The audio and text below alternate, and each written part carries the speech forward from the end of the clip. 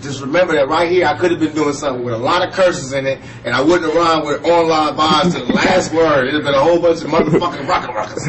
But I ain't gonna do that for the kids out there, so I changed. But Bob Online. So imagine it was a rap on the back of that.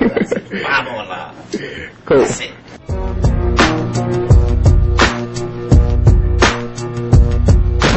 Where do you see yourself in 20 years from now? If God give me breath for 20 more years, I see myself changing the world. Because my thought patterns are so opposite of what's the norm. Really? So I would have to change the world, or I have to be changed by the world. How is it working with Suge and having the West Coast for you? And a lot of your East Coast fans feel like your new allegiance to the West Coast has felt, a lot of them feel maybe you're not as loyal to the East Coast anymore.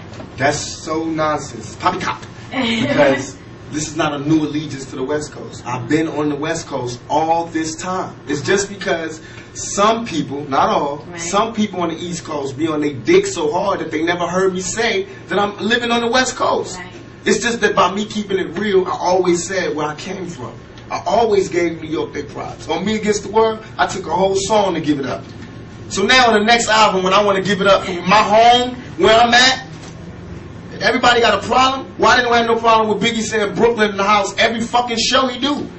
Why didn't I have a problem with Bronx and Boom? They just did a Sprite commercial off The Bridge and KRS. Why is it not hip-hop when I do it? Well, I mean, goddamn.